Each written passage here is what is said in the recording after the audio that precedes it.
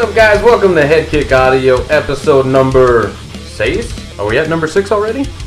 Yeah, number 6, man. Alright, well, good shit. Ladies and gentlemen, this is HeadKick Audio, where we discuss them head kicks. Mostly MMA. That's what we're, we don't really have time to cover anything else, so that's basically what we do here. So this week was very fucking busy. We had PFL start their second season. We had some LFA from Utah. We had Bellator 221 featuring champ versus champ. I will get to that when we get to it. And then UFC, what is that, 237? Yep, UFC 237. Yeah, fun fact that I read online, because... sorry. BJ Penn fought at UFC 37, 137, and 237. How about that? Oh shit. That's a pretty crazy statistic. I bet he's probably the only fighter to ever do that. So just add to his fucking, crazy stats. Like he is now the sole owner of the UFC's longest skid. Yeah. Wow. Mm-hmm.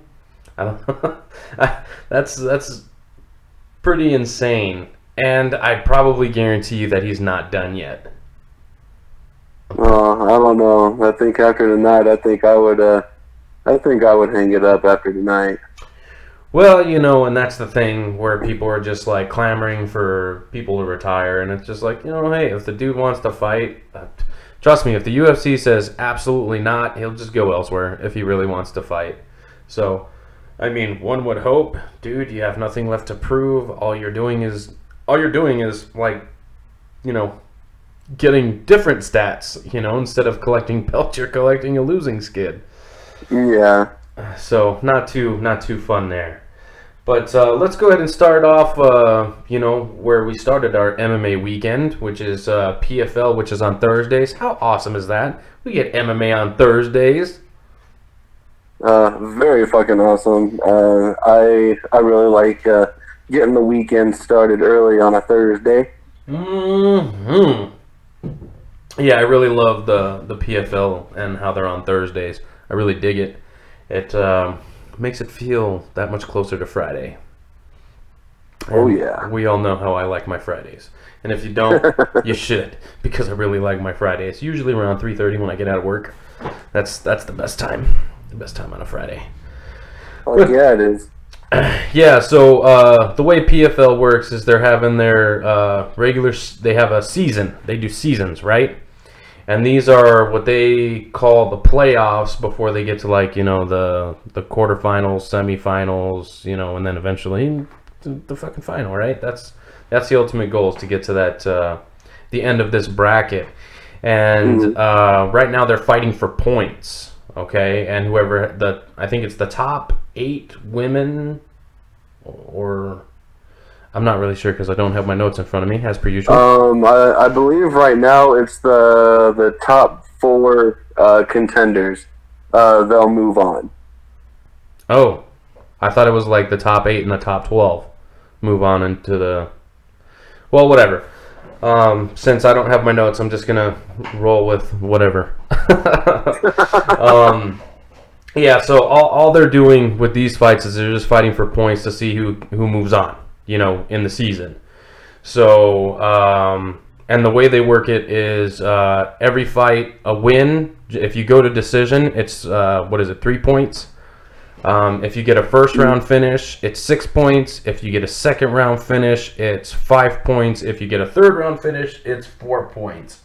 And like I said, the regular decision is 3 points. If you miss weight, you're ineligible for points. And I don't even think, like, the guy who didn't miss weight or the girl who didn't miss weight, I don't even think they have to fight.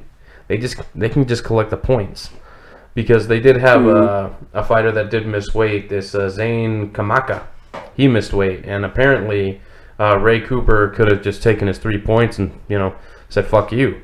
But he said fuck you, and he fought him anyway. So, yep. And ended up getting a win and getting more points in the process. So good for him. So here's how the card shook out. Okay, so you had Roberta Samad defeating Mariel Charneski via unanimous decision, so she got 3 points. We had our boy Chris, the Action Man Curtis, defeating Andre Fiallo.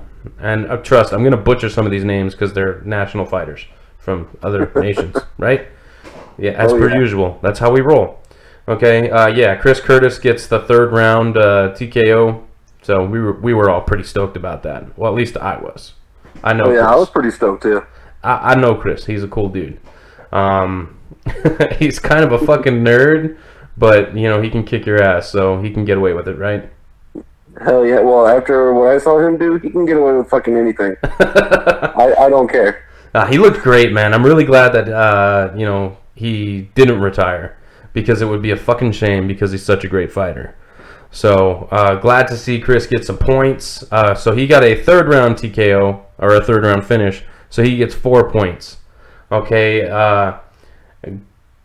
Gliaco Franca defeats, oh my goodness, how am I going to say this? Gamzat K.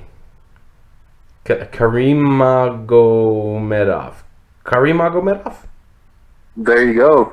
Damn, I didn't even take Russian. Yeah, he gets the submission in round 1, so that dude gets 6 points. So I think Chris Curtis, he started off as number 1 in the welterweight division, and then he got dropped to number 2 because Gliaco Franca, he got 6 points, so he got bumped to number 1. Oh, yeah, I guess I forgot to mention that this card was just the women's lightweight and the men's welterweight. So these were 155-pound women and 170-pound men. So I probably should have mentioned that in the very beginning. My bad. My bad. Anyways, moving on, we had Bobby Joe. Okay, I know it's not pronounced the way that it's spelled. Does that make any sense? Bobby Joe. I mean, it makes perfect sense, but I'm not even going to try. Okay, well, she defeated Jenna Fabian via unanimous decision, so she gets 3 points. And then Henderson Freira defeated Bojan Veličević.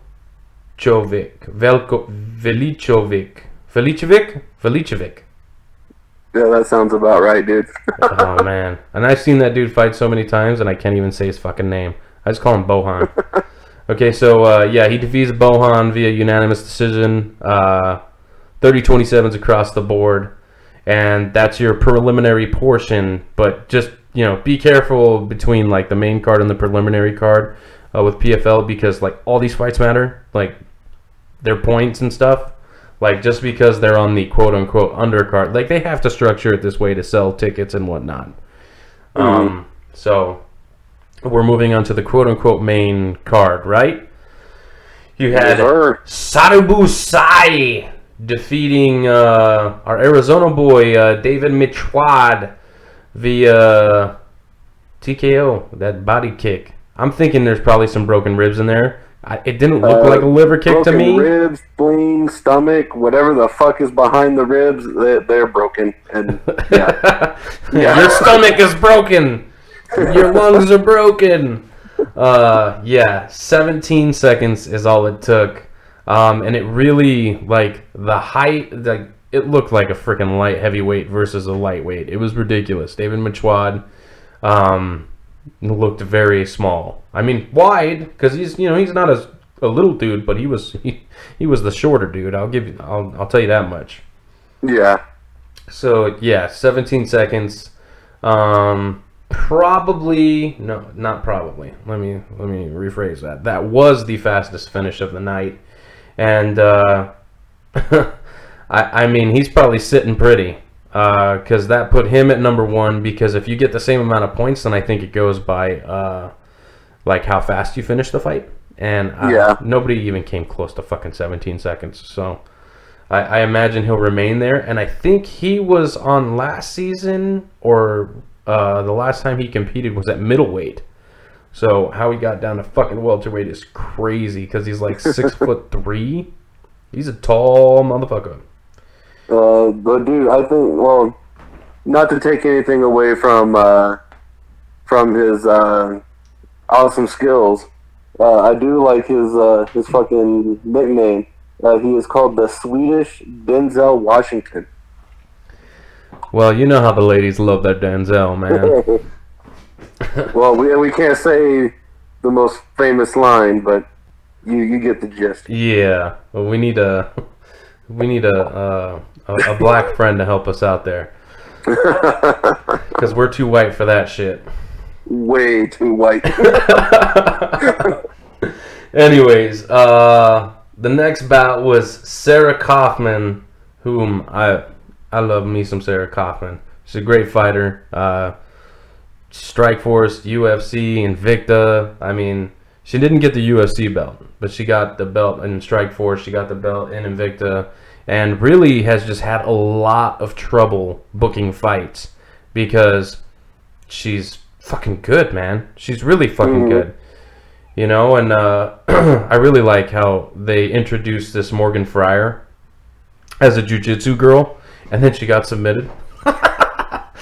Yeah, there was no way, unless like she just started or something. Well, dude, okay, look, Sarah's been around the fucking the fight game, so I imagine that, you know, probably Morgan Fryer's you know, strong suit is jiu-jitsu, but it's a whole lot different, you know, with gloves than somebody who's 20-4 versus somebody who's 4-1.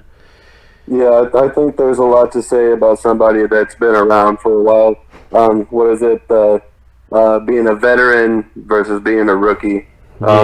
If you will. I mean, I know a lot of these fighters have been around, you know, doing their thing for a lot of them I hear since they're like 6 and 7, but you know, doing the big time, you know, I don't know.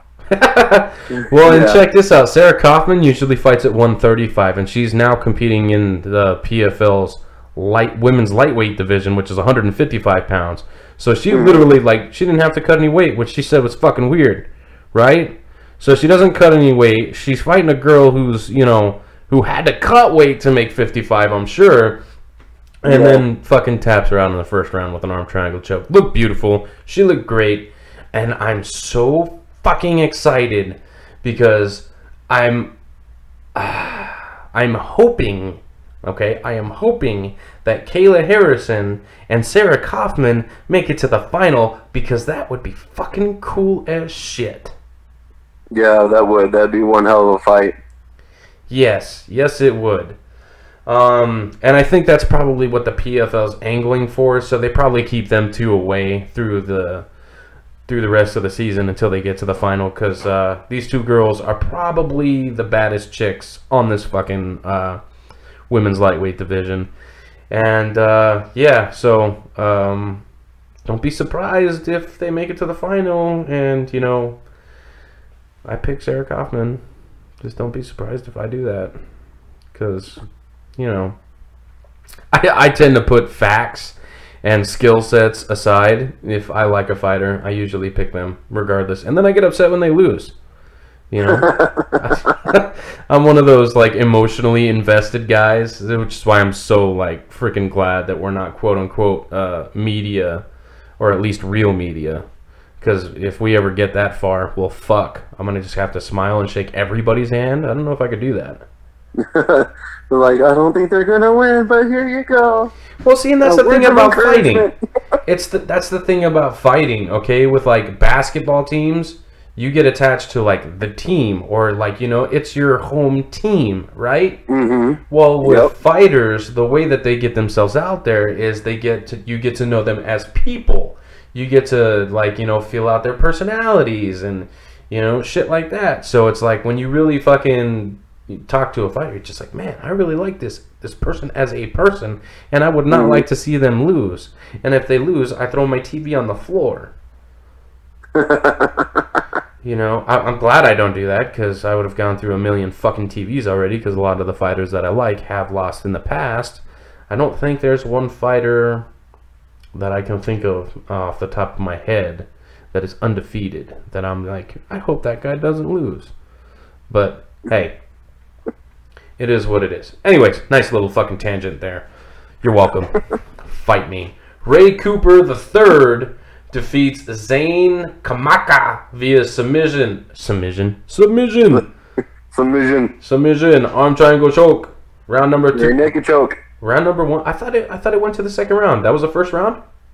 No, it was round 2 at 4:29. Okay, I was looking at the wrong fucking little note there. Yeah, so these two guys are like cousins, right? And Ray Cooper III got upset because Zane Kamaka accepted PFL's invitation to come into the welterweight division because they don't like calling it a tournament, by the way. It's not a tournament, it's a season. Yeah, I guess Ray Cooper was just like, the guy could have fucking gone in a different weight class, which I don't know where he's going to go because they didn't have a middleweight division. They didn't have that this year. They cut that one out. So, yeah. Anyways, so there was like a whole like fucking thing. It was a fucking thing, right? Yeah. And they created a nice little storyline that probably got a lot of people emotionally invested because Ray Cooper was like the breakout star of season number 1. And, he made it all the way to the final and ended up losing to Magomed Karimov. If I'm even saying that right.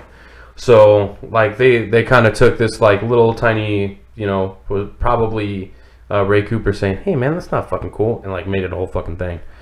So, anyways, Ray Cooper gets the second round submission, and right after the fight, goes and shakes his hand, gives him a fucking hug, like, hey, man, that's cool shit.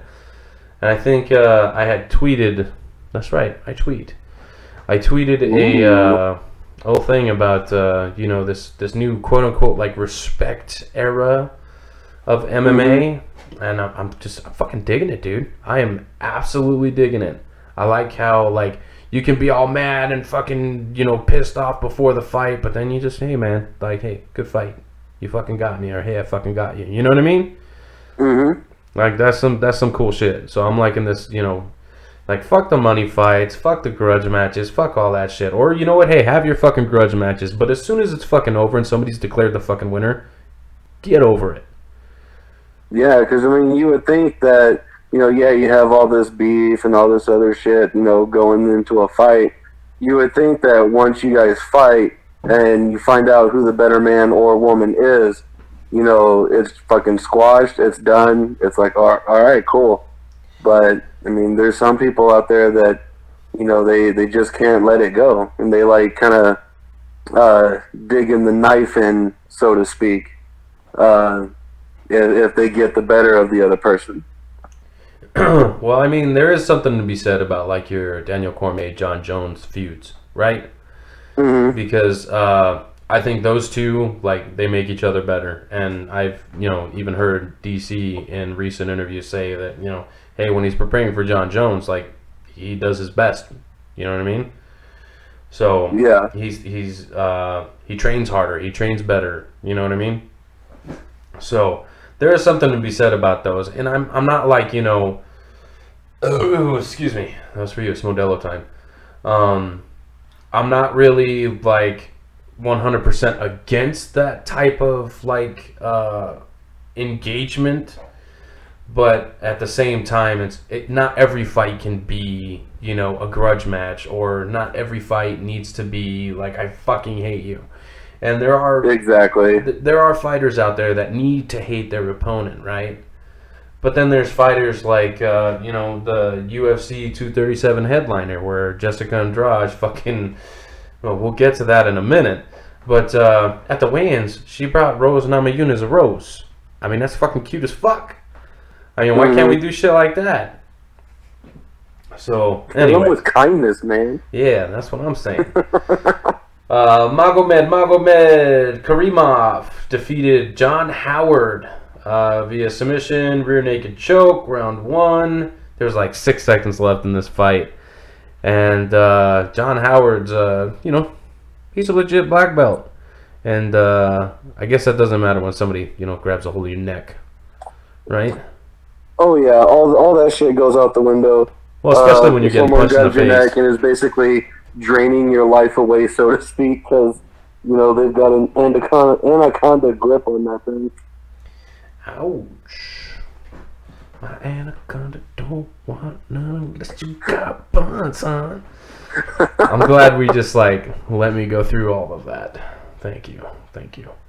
All right, and then the main event of PFL Week 1 of Season 2, you had Kayla Harrison defeating Larissa Pacheco.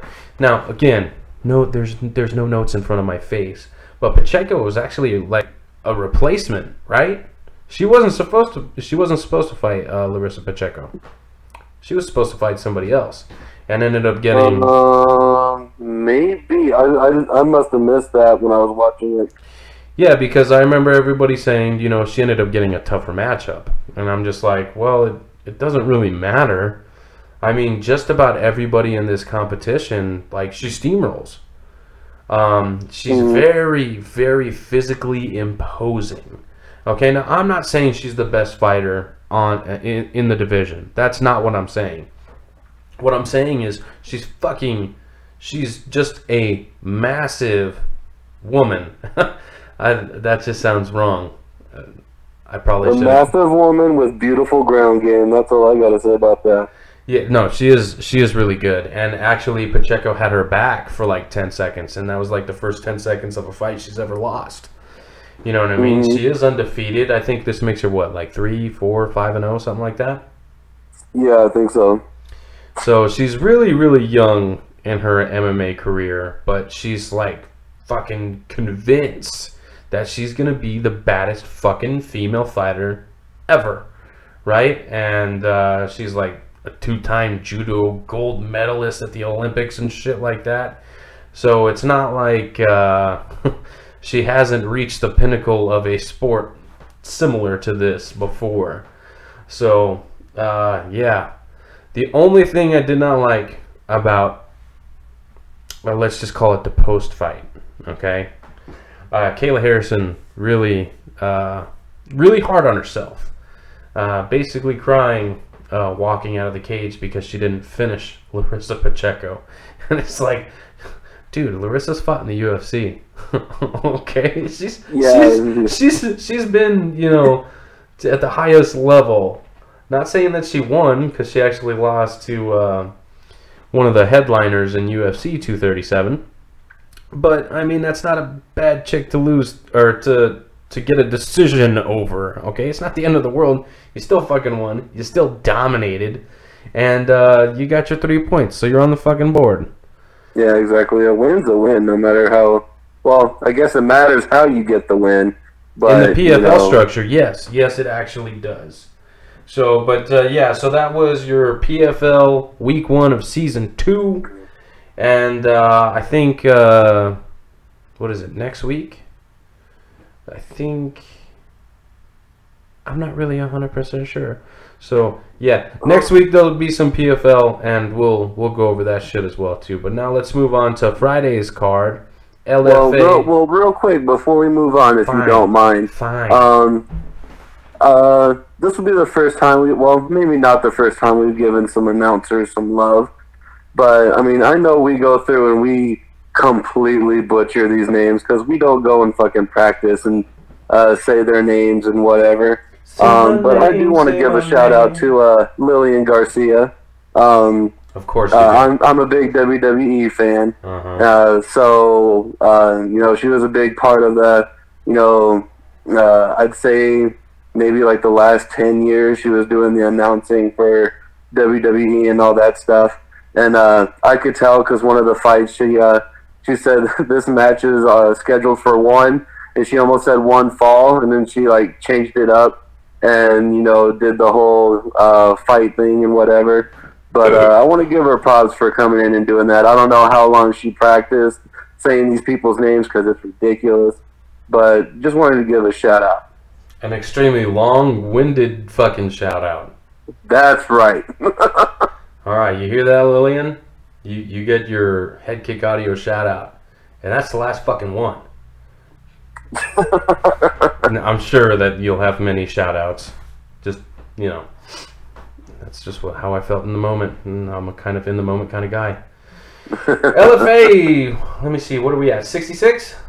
LFA 66. Yeah, these this LFA, man, they put out some fucking really good cards. Although I will say that this one was kind of on the lackluster side. A lot of fights going to decision. And, you know, end of my week. I'll tell you what, though. I got woken up by a couple of these fights. So we'll just go ahead and... well, salud, my dude. Excuse me. Hold on, got one more. Uh-oh. Here we go.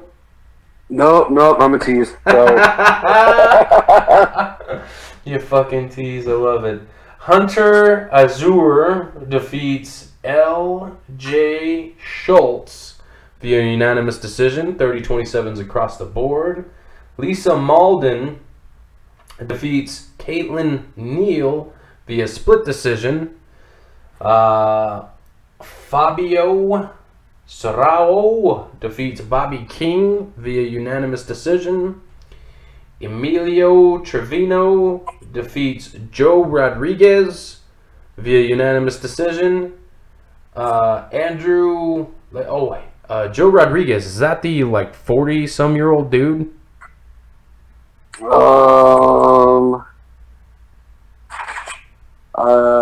Yeah. Well, let me see. You said Joe Rodriguez, right? Yeah, Joe Rodriguez. I'm pretty sure. Yeah, he's like 40-something. Yeah. Yeah, that dude's old. But hey, man, he fucking went the distance. He's 41. Steal my heart, girl. What's up? Anyway, and then you had the very awkward Tennyson.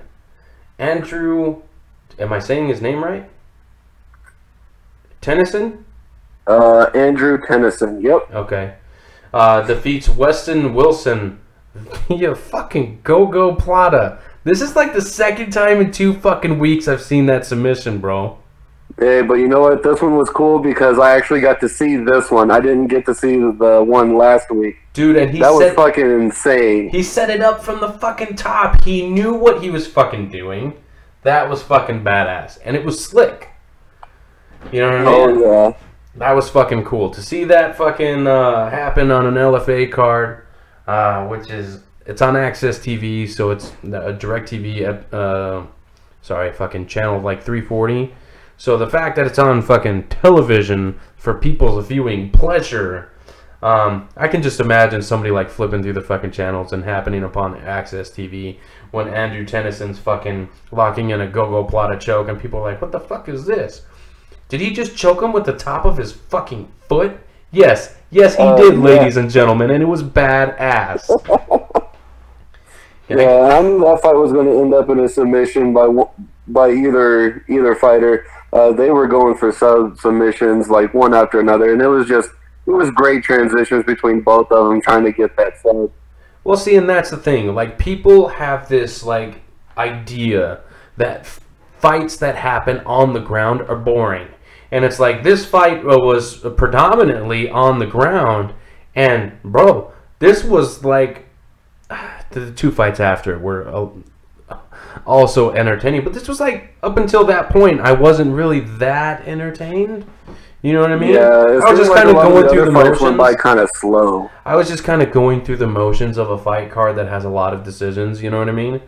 Mm-hmm. So, but then you get to this fucking ground war, and it's like holy shit! You know what I mean? You're like fucking seeing what's happening, and it's fucking exciting. So.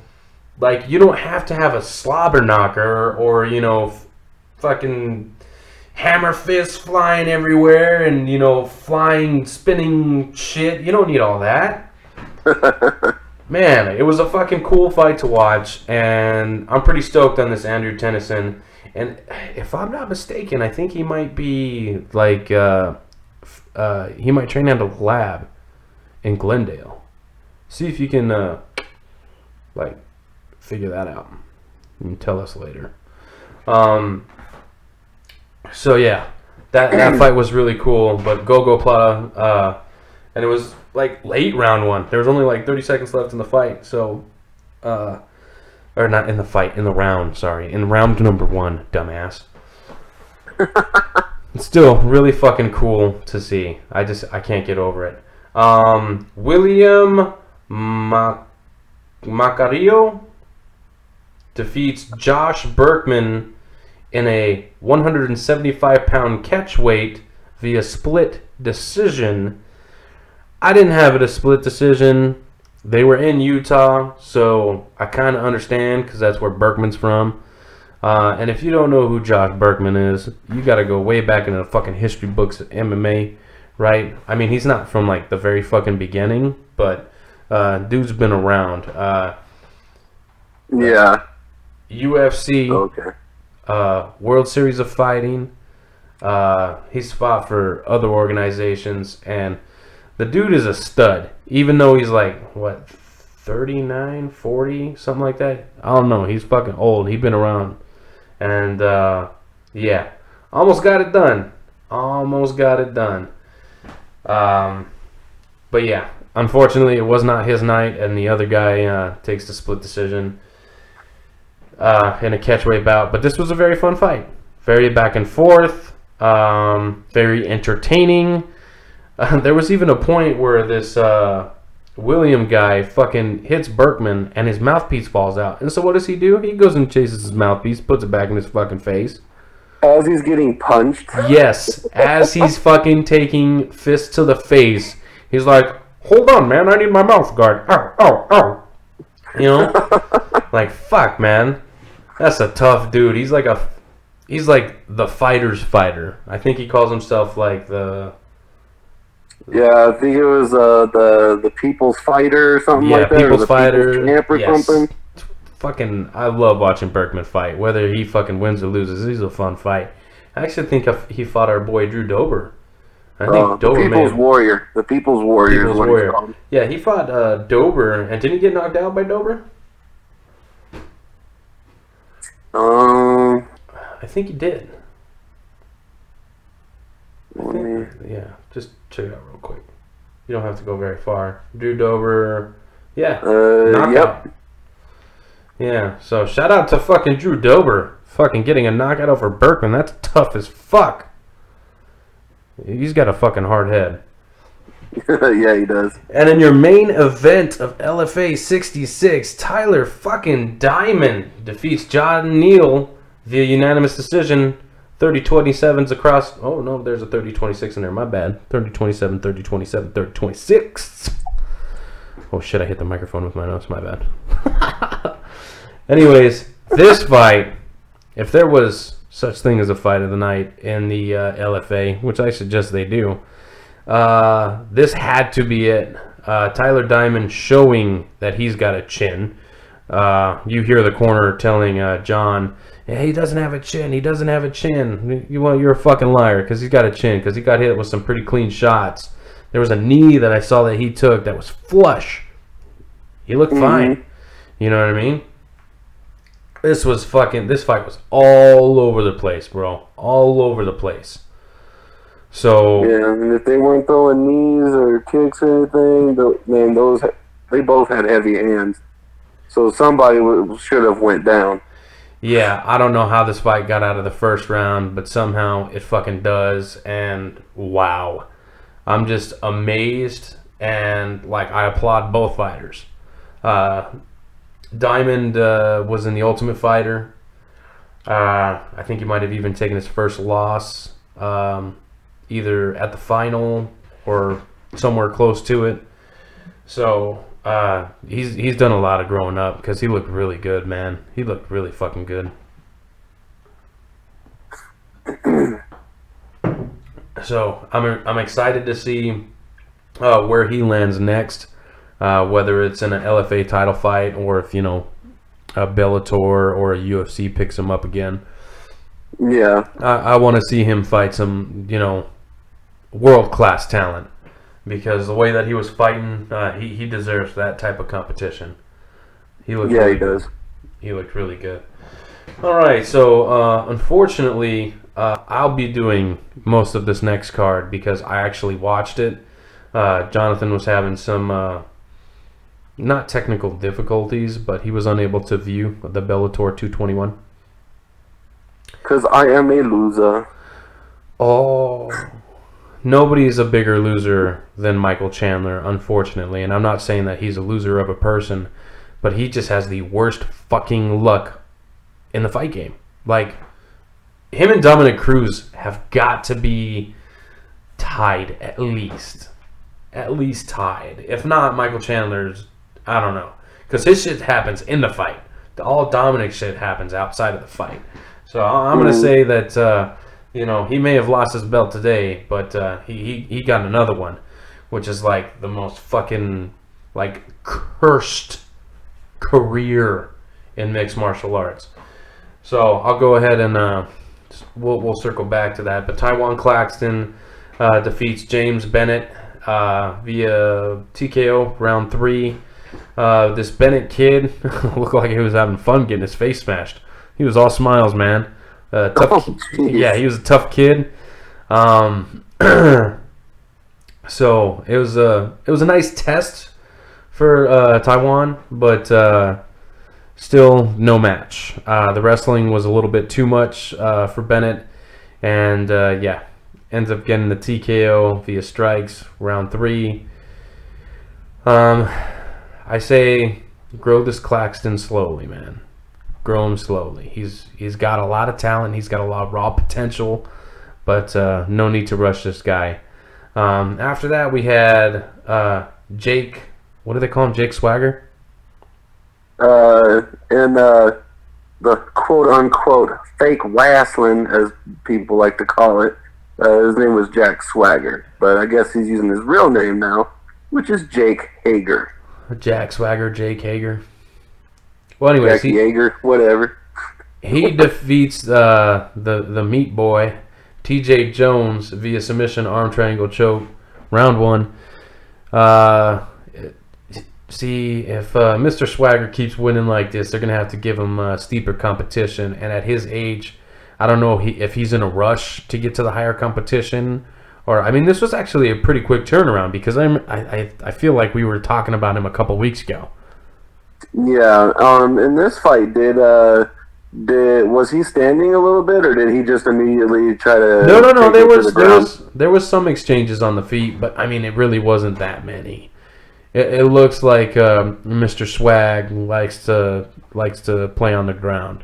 So yeah, well, I guess he was a collegiate wrestler, and I forgot how many times he was champion for wrestling, but I figured that's where he would like to take all of his fights. Well, I mean, he's a very big, imposing heavyweight, and he and this is why I call him the meat boy, is because TJ Jones, I think he works in like a beef plant. Oh shit! Yeah. So, and he was in the build up to the fight. He was like kind of mocking Hager and not taking it all too seriously. I think he was just trying to. Excuse me.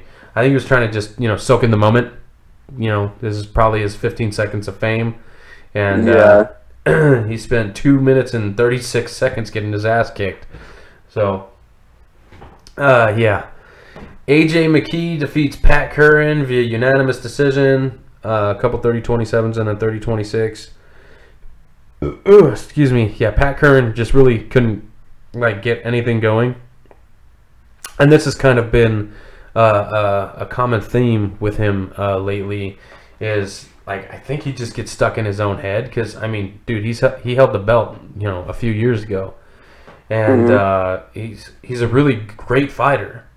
I think the problem here is it's a mental thing. So I think if he's not seeing a sports psychologist, maybe he needs to start and just break this pattern of getting stuck in his own head, because he wasn't throwing a whole lot. And I think I don't think it was because anything that AJ McKee was doing. I'm not trying to take anything away from AJ McKee. I think he had a brilliant game plan, and he looked great, but Pat Curran did not look like the old Pat Curran, right? So, and he's only 31. Pat Curran's been fighting for a long fucking time, and he's only 31. So, I'd like to see Pat Curran do something about his mental game, because this game ain't just physical, man. It's it's very much mental.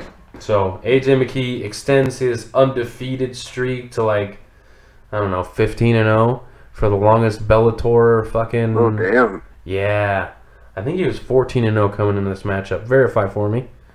But yeah, he's I don't see the mouse moving. Is that my mouse? Okay, there we go. 13-0. Okay, so sorry, I was close, right? I think he now is the sole owner of the longest Bellator winning streak in the history of the organization. So, but this was his first real test. He hasn't really fought anybody that's really, like, worth mentioning. Like, it's all tomato cans. Is pretty much what he fought. Okay, so this was his first real quote-unquote test, and they give him Pat Curran, who, like I said, former champion, but hasn't been really looking, you know, like a champion lately. So, whatever you want to make of that. In the night's co-headliner, Douglas Lima knocks the fuck out of Michael Venom Page. And I don't dislike Michael Venom Page. I actually like watching the guy fight. Yeah, he's a little fucking cocky. He's a little arrogant, but he's a fun character, right? Mm-hmm. Undefeated up until he ran into Douglas Lima's fucking fist. And, okay, so this is actually a pretty fucking cool setup, if I do say so myself. So, you know, Michael Venom Page is doing his MVP shit where he's fucking, you know, flailing his arms and fucking, you know, doing all this fucking shit to try to distract you, throwing unorthodox strikes, and then he, like, stops and puts his fucking shoulders up, and he's looking like he's gonna lunge forward, and as soon as he does that, boom, Lima with the fucking leg kick. Fucking knocks his base out of under him. While he's fucking falling, Lima says, "Hey, have you tasted my knuckles yet?" Boom! Fucking gave him that old fucking, that Lima sandwich, bro. Fucking put him out. He was gone before he hit the canvas. And you just see him fucking flop. And fucking a couple more for good measure from Lima. Takes away the O that was MVP. And did it with fucking style points, bro. That shit looked like some MVP would have done to somebody. Looked great. It's fantastic. Douglas Lima moves on, as this was a quarterfinal. No, sorry, a semifinal. A semifinal matchup for the Bellator Welterweight Grand Prix. So Douglas Lima moves on to the final, I believe, and he will fight the winner of Neiman Gracie and Rory McDonald. Rory McDonald on the opposite side of the bracket faces Neiman Gracie. His belt will be on the line because his belt has been on the line through the entire tournament, which has actually been pretty fucking cool if you've been following it. I have. I've been following it. And, yeah. So, it was fucking sick. Yeah, go look up the fucking highlights of that fight because that was amazing. It was cool. So, yeah. In Bellator 221, you'll excuse my good sir, but don't you ever interrupt me again. Patricio Freire defeats Michael Chandler via knockout punches in round 1, 1 minute and 1 seconds, to claim the lightweight title to become Bellator's first ever champ. Now, if you hear the tone in my voice, I don't sound too excited about this, and it's because I'm not excited about this. Okay. Well, why don't you tell me why you're not excited? Well, let me break it down for you, brother. Okay? Let me break it down for you. Okay, first of all, the strike that set it up, the quote-unquote finishing sequence, was directly to the back of the head. Okay? Directly to the back of the head. Okay? And so, you know, of course, Michael Chandler, as any person would, getting punched in the back of the head by, you know, somebody that's trying to kill them, fell on the floor, rolled over to cover up.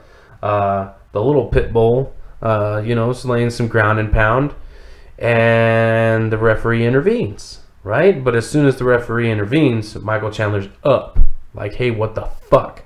Kind of one of those deals, right? Where it's like, the fighter probably could have taken a little bit more punishment, and this is a fucking title fight, so maybe you give him every fucking chance in the world, because trust, that's what he feels, that's what he wants, that's what he expects, right?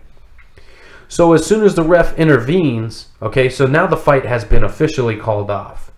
One more punch comes over the fucking top and clocks Michael Chandler in the back of the head. This fight has obviously been stopped, and I don't think anybody's fucking saying anything about this fucking extremely late punch that lands square in the back of Michael Chandler's fucking head. So not only do we have the strike that set it up, was illegal. Okay, the stoppage, extremely premature. Okay, extremely premature. I mean, Michael Chandler probably didn't do himself any favors by, you know, not moving a whole lot. But I don't really know what he was doing. So, yeah. But still, I don't think he was unconscious when he was, you know, getting struck. Okay? And then, when the fight's called off, he gets struck again in the back of the fucking head. Too much bullshit for me. Okay? And like I said, this was a championship. This was a grudge match. This was fucking everything that you want a fight to be, except for this fucking bullshit call. And now this little fucking pit bull has a belt that I don't think he deserves. Now, yes, I'm a Michael Chandler fan. Okay? But when he gets beat, he gets beat. Okay? He didn't get beat. He got cheated. Okay? And I'm not calling Pitbull a cheat, but he got cheated. Okay? It's just like when he fucking fought that Brent Primus the first time and fucking broke his foot. They called off the fight. He was fighting with a broken foot. He didn't give a fuck. But they waved off the fight. Okay? So he's got the worst fucking luck in the history of MMA. There's more shit. I don't want to spend too much time on you know, the hardships of Michael Chandler, because the motherfucker could write a book with everything that fucking happens to him. Jesus Christ. Chin up, bruv. Hopefully, and I don't know if they will, but hopefully Bellator just, you know, books the rematch, and you guys can have a real fucking fight, not some fucking premature bullshit.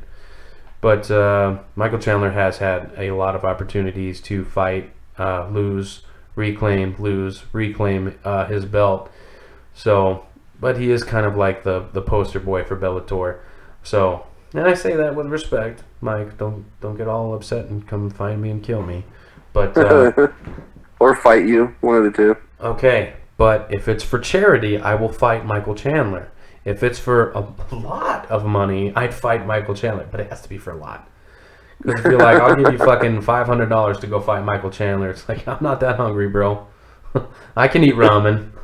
I got no qualms with ramen, man. So, but add a couple zeros to that, and okay. You know what I mean? But, yeah. So, let's fucking move on. I'm boiling over here. Alright, UFC 237. Now see, this was a card I liked. As far as like name value for us Americans, like there wasn't, you know, you didn't have like a Donald Cerrone or a Derek Lewis or a Daniel Cormier, John Jones, Max Holloway. I could fucking go on, right? So you didn't have any like big names. You had a lot of names that were on the decline. You know, a lot of names like 5 or 10 years ago was this card would be fucking amazing. You know what I mean? You give me fucking Jose Aldo 5 years ago. You give me Antonio Little Nog. You give me him like 5 years ago. Okay? You give me BJ Penn 10 years ago. Maybe a little bit longer for BJ Penn. Right? You give me Guida, you know, 5 or 10 years ago. You give me some of these guys earlier on in their careers, and this card is fucking absolutely stacked. You give them to us in, you know, May of 2019, and it's like, are you trying to fucking force these guys into retirement? Jesus fucking Christ. I mean, come on, man. But again, there's not a whole lot of Brazilian stars anymore. I don't really know 100% why that is.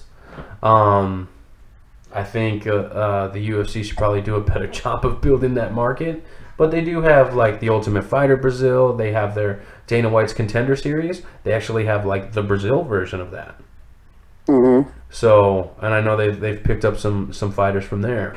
So, but maybe they should get on that because, and I mean, it's not just like Brazil. It's like South America, you know, and Central America. They had some Mexican fighters on here. They had some like Argentinians on here. So, I mean, as far as an international card is concerned, I thought it was pretty good. Yeah, this is a fantastic card. So, and it started out with a motherfucking bang, bro. Like, bang. So, Viviana, how did this last name go again? Viviana Vivi Araujo. Araujo. She fucking straight knocked out Talita Bernardo. Like, fucking KO. Like Jessica Andrade, the Cable Cavage. It was like that. It was boom, and then she fucking did that whole thing where her head fucking bobbles and she fucking hits the canvas. It was sick. And that, my friends, is how you start a pay-per-view. Now, granted, this was the, you know, preliminary card. That, as a matter of fact, it was the early preliminary card. But that's how you start a fucking card, with a fucking knockout.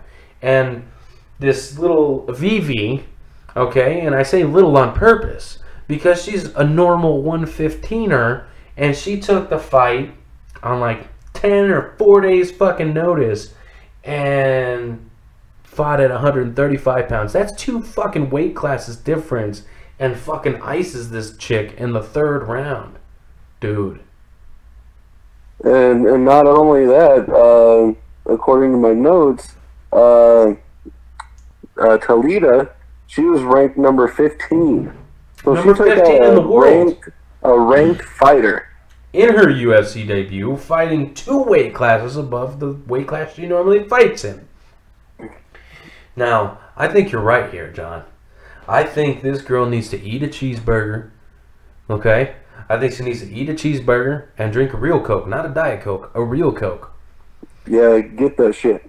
Yeah, put a little bit of meat on that bone, okay? Because you knocked out according to the UFC, a legit ranked 35er, and you're a 15er?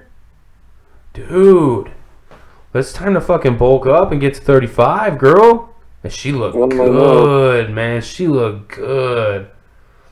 Yeah, and I guess she replaced, Talita was supposed to fight Melissa Gatto, I think that was her name. I have no idea, but all I know is Vivi looked awesome. Fuck yeah, she did. And you know, she looked pretty cute too. So I think she could have a really great career. You know how the UFC likes to take the women that are on the more attractive side and, you know, try and push them. So she might have a great career ahead of her. Mm-hmm.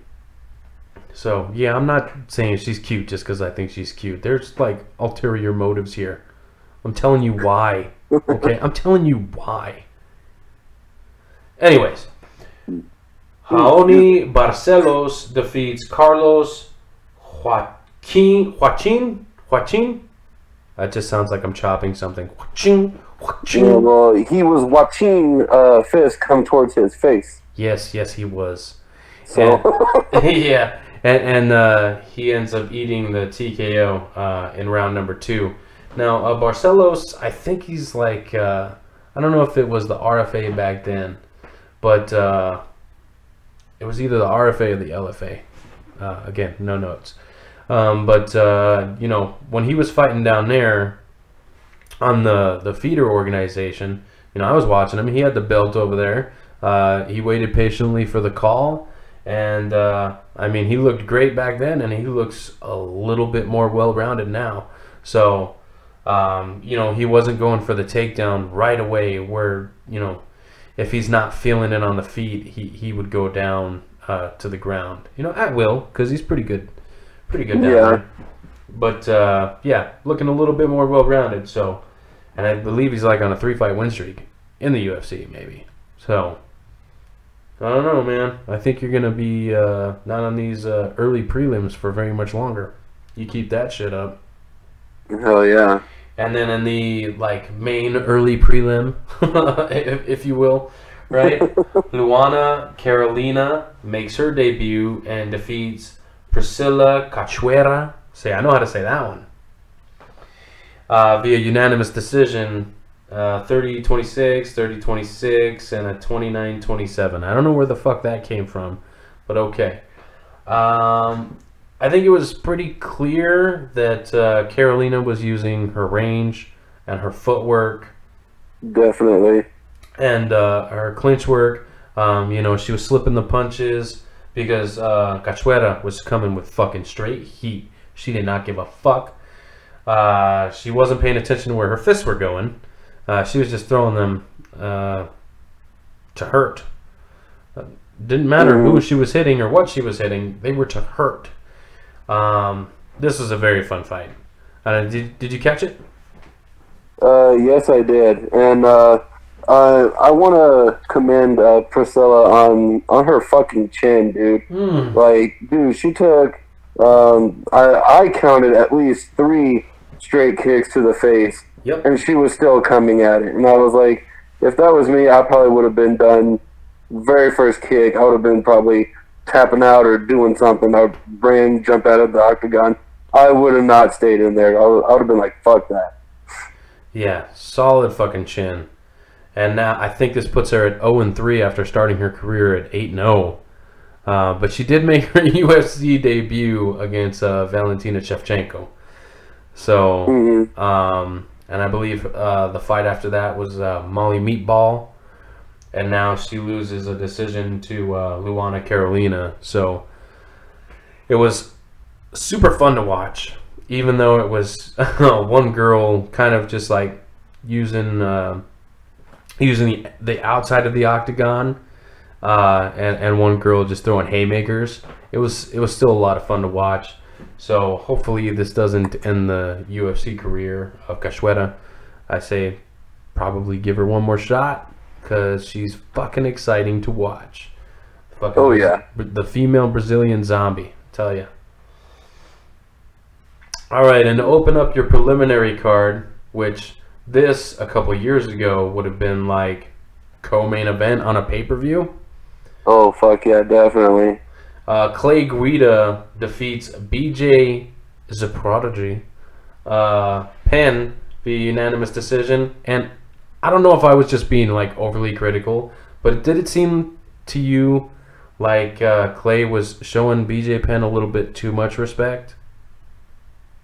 A little bit.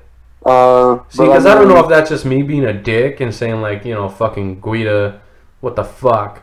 But it wasn't that. It was just, I feel that if Guida would have not pressured him up against the fence too much and let his hands go while he had Penn up against the fence, you know what I mean? Instead of wrestling, boxing, you know, or dirty boxing, or, you know, something with his hands instead of wrestling. Yeah, I think he could have let his hands go a lot more than he did. I mean, he was clearly the more faster fighter. I kind of thought he was too jumpy. Like, he looked like he was on crack. But, you know. Well, that's just Guida, man. That's just Guida. But, I mean, yeah, I mean, when I, not trying to, well, it's not even really my age, but, I used to watch, when I started to try to watch, like, when I was kind of towards the end of my high school years, I saw him fighting. He was jumpy then, and I think he's even jumpier now, and I was like, what the fuck? Like, what does he do? I don't know. I have no idea. But, nevertheless, BJ Penn extends his losing streak. I think it's like 7 fights now? Is it 7 fights? It might be. I know it's a lot. His record now stands at 16-14-2. count these losses for me. All right, so let's see. We got 1, 2, 3, 4, 5, 6, 7, 8. 8 Now losses it's 8. in a row. His last win was a knockout over Matt Hughes at UFC 123. Yep. Damn. In 2010. Holy shit. Excuse me. Yeah. I think there's a... Where was the draw to John Fitch? Penn versus Fitch right there. Oh, it was a loss? I thought it was a draw to Fitch. No, go up. Yeah, see. Penn versus Fitch. Lost? What does it say? Loss resulted in a draw. What the fuck does that mean? Beats the fuck out of me. I don't know. I've never heard of that before. Yeah, I've never heard of that before either. Anyway, so yeah, what did we say? 7, 8 fights in a row? Yeah, 8 losses in a row. Okay, but who are these fighters? Who did he lose to? Because I know, like, there's some decent fighters in there. Like, okay, Nick Diaz, not bad, right? Frankie Edgar, fucking champ, right? Yair Rodriguez, okay. Oh, he lost to Dennis Seaver? Sorry. I shouldn't laugh at that. I shouldn't laugh. I thought he won that one. Well, at least in the highlights, it looked like he was winning. Yeah. Okay, so I mean, like, he's got 3 losses to Edgar. He's got a Fitch loss, a Nick Diaz loss, a Roy McDonald loss. We can't... I mean, so, okay, so these guys aren't tomato cans.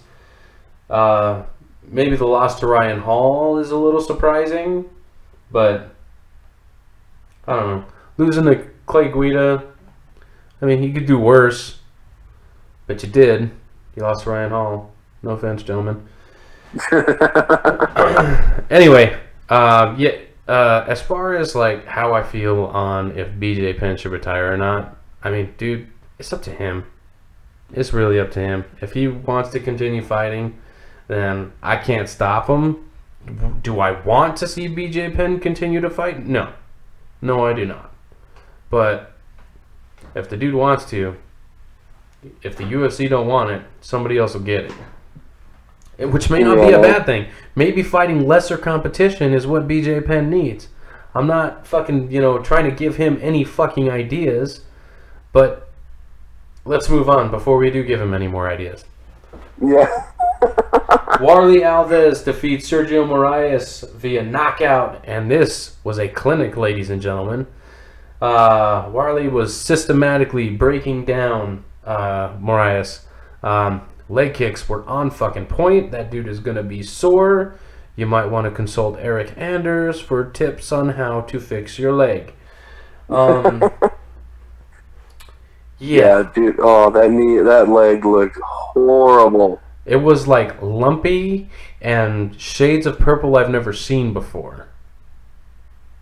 I've never seen, like, it was so gross. Yeah. It was so gross. Anyways, yeah, so a jump knee, an uppercut, boom, Moraes goes out. And this was towards the end of the round, right? Like round 3? Yeah. Yeah, so there was like, 47 seconds left in this fight. And Warley says, "Fuck no, I finished this bitch." I don't know why I gave him that accent, but alright. We'll just roll with it. Keep it rolling, baby. Right? Sick-ass fucking knockout. Excuse me. Thiago Moises takes a unanimous decision from Kurt Hollaball. Hollaball, game as fuck, but really kind of seemed like a step behind, right? Like his range wasn't really there. It seemed like he didn't have an answer for anything that, I'm not going to say his last name, but Thiago, Kurt didn't have an answer for anything Thiago was throwing at him. Oh, so we're going first names because we can't pronounce the last ones? Yeah, because, yeah. It's Moises and Hollaball. Well, you can sing them better than me, so we'll go with that. Okay, so Tiago and Kurt. But yeah, it just seems like Hollabaugh was, a step behind.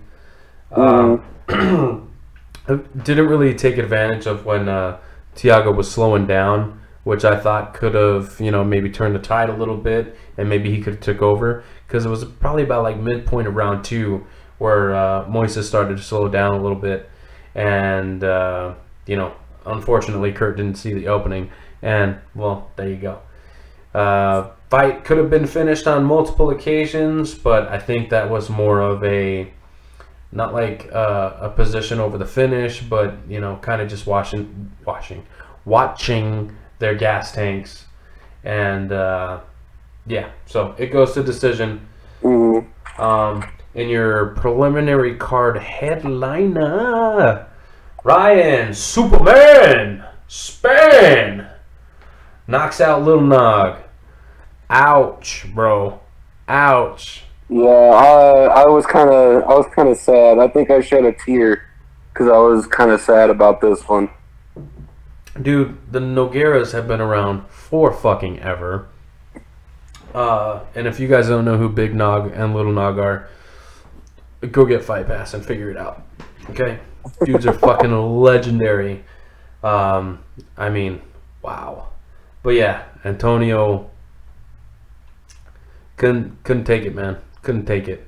Span actually trying to lock in a submission. That's a ballsy move. That's a ballsy move on a Nogueira. He couldn't lock it in, but still was able to find the finish with his hands. So yeah. Insert Ryan Span into the rankings, and let's fucking go. This light heavyweight division, it just gets more and more exciting. I mean, really think about it. You got fucking Dominic Reyes. You got fucking Johnny Walker. You got Khalil Roundtree. You got all these fucking dudes that are just fucking like fun as fuck to watch. Okay? Yeah, maybe they don't beat John Jones. Because maybe nobody beats John Jones because he goes down as the baddest motherfucker ever. You feel me? Whoa. Slow your roll, man. Slow your roll. Fight me, okay? Someone's going to take him down, but we don't know who and we don't know when. Unless I get up to 205 pounds, ain't nobody beating John Jones, okay? Bro, you're going to have to eat a lot of cheeseburgers. I got to say no homo. I got to say no homo. Ain't nobody beat John Jones until I get up to 205? Fuck. That couldn't have sounded gayer. I need to get off John Jones' nuts, don't I? Just a little bit. Sorry, I'm gonna go put some hair on my chest, drink some of this Modelo over here, because I'm a man, a straight man. A straight Modelo man. A straight Modelo man. It's Modelo time, fool. All right. Let's move on to the main card here for UFC 237. Irene Aldana got a nice little sub over Betch Correa. Yeah, I don't know why.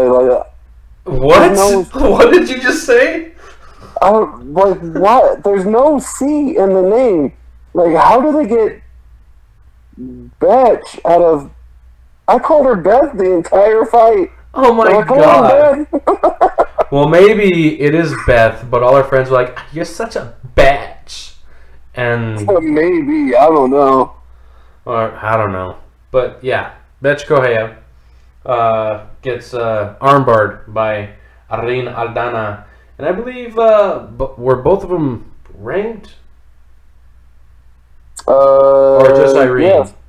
Yeah. Betch was number 13, and Irene was 11? Number 11. 11? See, I remembered something, right? And I actually goofed, okay? I goofed so hard. I didn't even get to see this fight. I literally saw, like, the last 10 seconds where the armbar got locked up. Well, it was a really, really good fight. I heard it was close. I heard it was close. Yeah, it was really close. Okay, so let's just say the armbar doesn't happen. Okay, based on what you saw, who did you give the decision to? I still gave Betch winning the fight on I don't know if it would be split decision or I don't know how that would all work out, but I gave her 2 rounds and I gave Irene 1. Irene it won. Okay, so if Irene doesn't get the submission, she loses. Yeah. In Brazil, I believe you. I believe you. I think Irene's Mexican. So I believe so. And Yes, Betch is Brazilian. Uh-huh. That bitch is a Brazilian. Okay? Yeah, so if this goes to decision and you're telling me it's that close, yeah, fuck no. It's probably like a 30-27, like she smashed her, even though that's probably not what happened. Yeah, well, I mean, I think she was looking more for, like, kind of luring Irina in and catching her with counters, and then bringing the pressure off of her counters. She was throwing really nice combos. All Irina was doing was just kind of moving, like kind of dancing around the cage. I thought she was actually gonna end Betch at the end of round 2 with that combo that she was doing, but no, there just wasn't enough time to finish, I guess, whatever she was trying to throw in at the end. But well, she's a tough bitch. fuck yeah. Laureano Staropoli defeats Thiago Alves via unanimous decision. And there's a couple 30-27s in there. I'm not feeling it. I'm not feeling it. I had 29-28 Laureano. I thought he won the first 2 rounds, clearly. And I thought Thiago Alves won round 3, clearly. So that's how I get to a 29-28. So I don't really agree with that. I have it. Me personally, I have Thiago winning the fight. What? I was kind of like, what the fuck? To me personally, I think Thiago Alves, he had a little bit more pressure. When he figured out his timing, dude, I thought he just brought it more when he figured out his timing. And he also had the takedown. Maybe, he didn't keep yeah, but that was all round 3. Down enough. That was all round 3. Yeah, but I mean, that's who I gave the fight to. Well, I guess So I'm gonna fucking go rewatch oh. that shit. Because yeah, nothing I read said that Thiago won that fight. But that's the beautiful thing about this sport, is it's fucking unpredictable, and people see things from such different places. Alexander Volkanovski defeats Jose Aldo via unanimous decision, and there was no fucking argument. 30-27s across the board. How do you feel? Yeah, I'm good with that decision. Hell fucking yeah. Volkanovski looks awesome, man. Alexander the Great, baby. I gave him all 3 rounds. Like he his movement was great. He was striking. He wasn't like, I call it overextending. It's probably called something different. No, it's called overextending. Well, because I hear overextending, used in like video game terms. I don't know if that's what's used in fighting, but he was bringing the pressure. He threw some leg kicks in. Even though he did kind of grab the fence a couple of times, I don't know. It wasn't, I guess, too bad, but I was just like, why the fuck you grabbing the fence, dude? Just fucking fight. But yeah, this is a huge win for Volkanovski, especially since he's trying to enter the featherweight title sweepstakes. Uh-huh.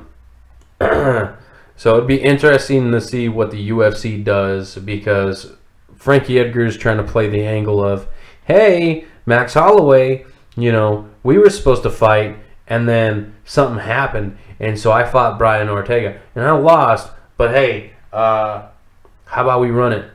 And, Volkanovski's over here just winning fights. So Yeah, well, and not to mention, you know, he came in ranked number 4.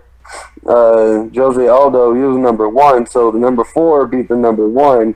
So, I mean, to me, I think Alexander the Great should see if he could conquer. Oh, so you're thinking Volkanovski for the title next? Shit, why not? I mean, he beat the number one fighter in the minus the champ, you know, in the division. But I mean, fuck, and he looked good doing it. Why not give him a title fight? Well, I'll tell you this right now: if the UFC ends up going the route of giving Frankie Edgar the title fight, right? So let's just say they run Holloway Edgar, then you're definitely gonna have to do something with Brian Ortega. Right? You definitely have to have something for him to do. And I think a fight between Volkanovski and Brian Ortega sounds pretty fucking badass.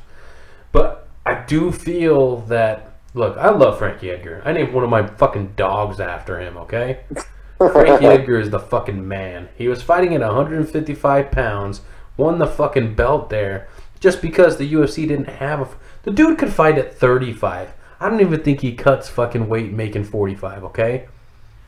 Yeah. Dude's fucking incredible. Probably will go down in the UFC Hall of Fame eventually. I fucking hope so, because I really like the guy, and I think that he's done a lot for the sport, especially the lighter weight classes. But at the same time, bro, he's had a lot of opportunities, and a lot of these opportunities haven't gone his way. So I don't know how much more the UFC is going to give him without him, you know, not giving him a choice, you know, by earning it. So I could definitely see the UFC going, nah, man, Volkanovski's the one that's on the fucking roll right now. So we're going to give him the fight. Oh, yeah. I can see that happening. And then you give me fucking Ortega, Frankie Edgar, too. I'm cool with that, too, man. Ortega versus anybody. I like watching that dude fight, man. Yeah, he's a very entertaining fighter. Yeah, and you know what? I think the new thing that we're going to do when Ortega fights is Modelos. We got to do the Modelo time. He's in the commercial. I'm down for that. Modelo is actually pretty good. Dude, it's not bad. The Especial, though. I got to have the Especial. I don't really like the Negro. And that's not a racist deal. So, yeah. Plenty of shit you could do at the top of this featherweight division, but it kind of seems like it's hinging on, you know, who's going to fight Holloway next. Yeah. You know, and that's even if Holloway returns to the 45-pound division. Not that there's any indication that he's not, but... Scusi. That was beautiful. Yeah, so am I. I could have said so are you, but I didn't because I'm a dick. That's why you're Steve the Dick. Was that Brownie? Did Brownie just bark? No, it was probably my fucking gay-ass laugh or something. I don't know. Anyway, it could have been the chair, right? Well, I hope it was your chair because my chair don't make that kind of noise. Anyway, so that was your featured bout. Jose Aldo, I don't know. I don't know what he does, man. I really don't know.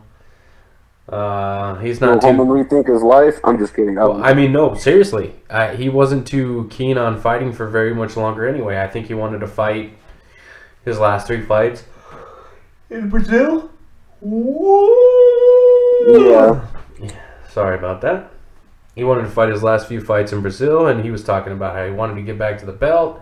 And if you notice, a lot of people that say they're trying to get back to the belt, they don't get there. Anyway. So, we'll see. This wasn't a very good night for the Brazilians. Let me just tell you that much. Yeah. When they were fighting, at least Americans, right? You have... Well, no, because Volkanovski's fucking Australian, you fucking idiot. Yeah, he's an Aussie. Aussie. Oh, you weren't going to finish that? Fine. Oi. I got you. I got it. Anyway. I didn't know that's where you were going with it, dude. I'm sorry. Jared Cannonier. In your co-main event, Jared Cannonier defeats Anderson Silva via TKO kick in round 1, 4:44. There was only 15 seconds left in the fight. And the Killer Gorilla lands an excellent leg kick to the inside knee of Anderson Silva's right leg. Puts him on his butt, dude. He couldn't get up. Dude, I've got a little bit of knee problem, so I felt that pain so much. He kicked, and I watched his leg. His leg literally gave out, and he couldn't get back up. I was like, oh no. I was like, hopefully this doesn't end his career, because I know a lot of... He's come back from worse. He's come back from worse. When he fought Weidman the second time, he threw a leg kick, Weidman checked it, and he snapped his fucking leg in half.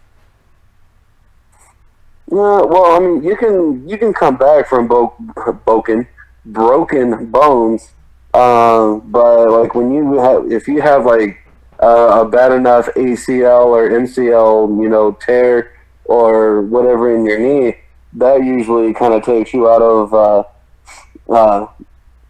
it's supposed to take you out, but there are people that come back from it, but well, I mean, there's surgeries. I don't think he's going to come back. There's surgeries and whatnot. I believe Tony Ferguson tore his ACL and came back in 5 months. It's typically a 9-month recovery period. He did in 5. That Tony Ferguson is a fucking animal. Speaking of which, they booked Tony Ferguson versus Donald Cerrone in June. How fucking awesome is that? Dude, that is going to be a dope-ass fucking fight. It is going to be a dope-ass fucking fight. But what the fuck does Tony Ferguson have to do to get a fucking title shot? What the fuck, man? Apparently go through Cerrone, I guess. Oh, that is not a... Cerrone's undefeated as a dad, man.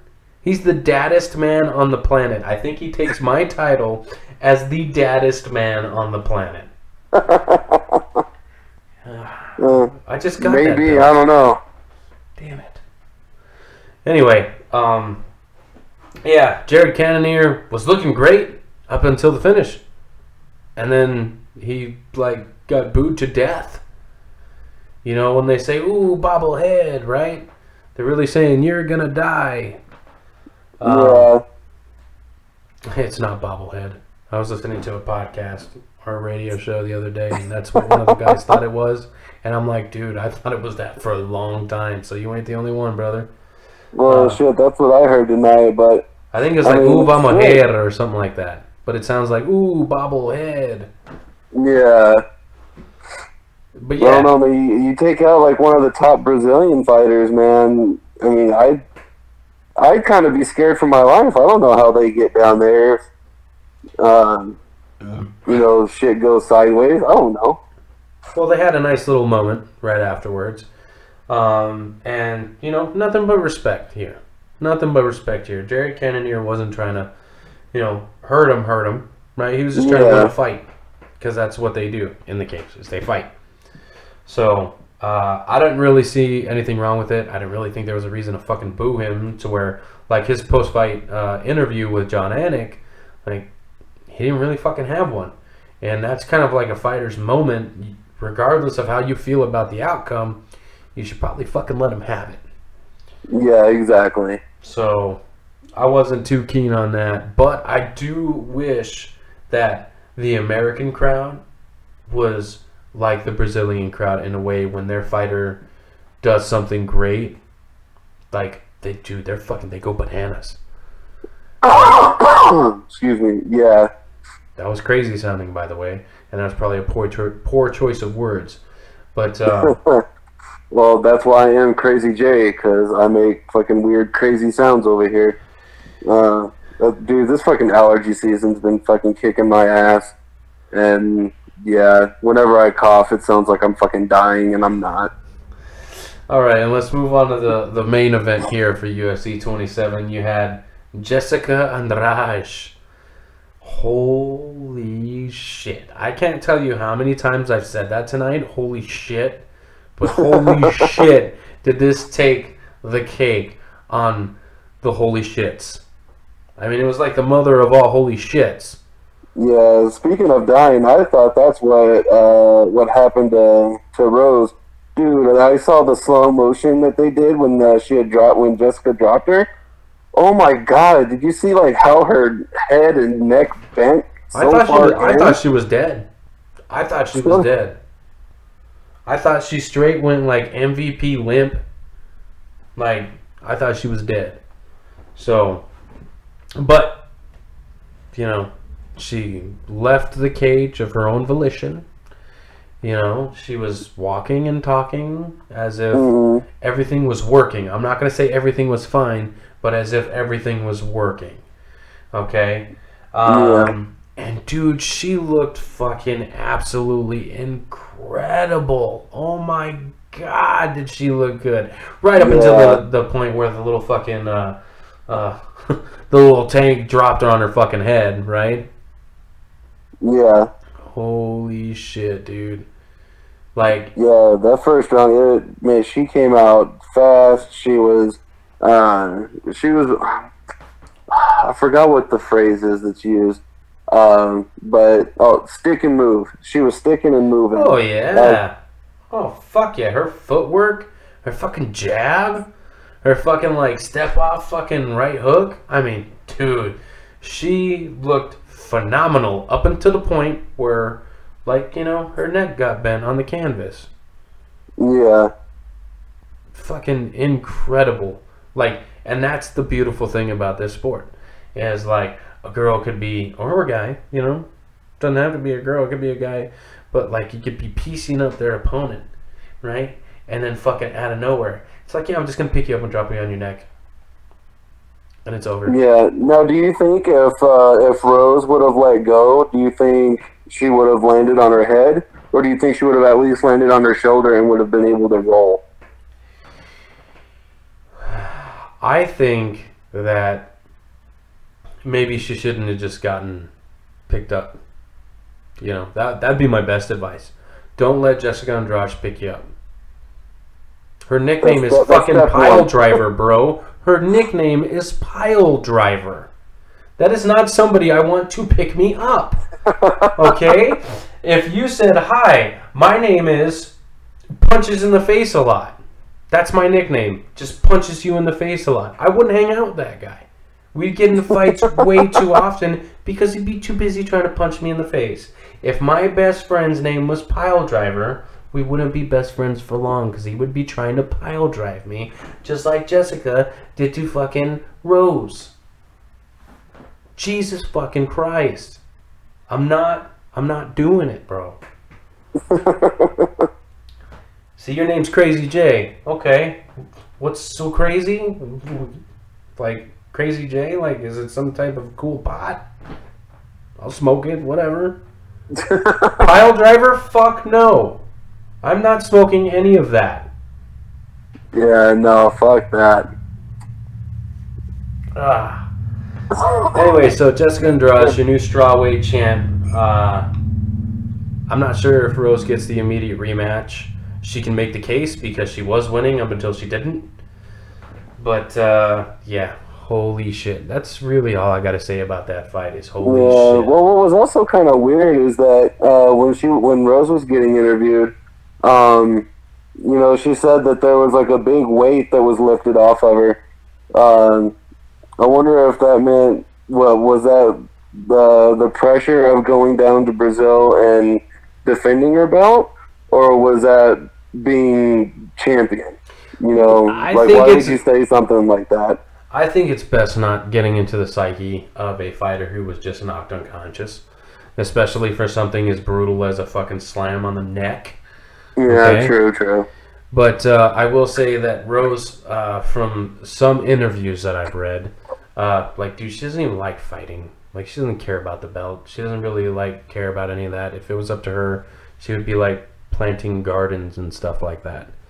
Okay, so let's not try to fucking analyze what she said, you know, right after she got concussed. It's probably not a good idea.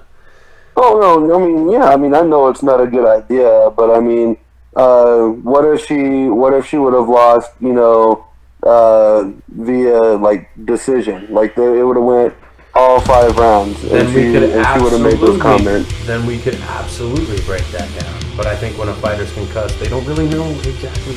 Dude, some of these fighters, like, they shake hands and nod and, yeah, okay, good fight. Yeah, and they go back into the fucking bag. And they're sitting there, you know, and then they go, so when do I fight? Am I up next? I'm ready to go. Let's go. Like, they have no idea that... Oh. Yeah, so that's why I don't like when fighters are interviewed right after a knockout. I don't like... Just none of that shit. Please, don't fucking do any of that shit. Or after, like, a very fucking, like, hard fight. You know what I mean? Like, if it was a brutal-ass fucking fight, just let them go back into the locker room. They'll interview later. You know what I mean? Yeah. Yeah, give them like an hour or two to, get compose themselves and all that stuff. Yeah, let a doctor check them out. Jesus fucking Christ. Yeah, exactly. But yeah, so that's your UFC 237, Bellator 221, LFA 66, and PFL Week 1 of Season 2. That about do it. Really? That'll Is about that so? That is so. What do we have something else? I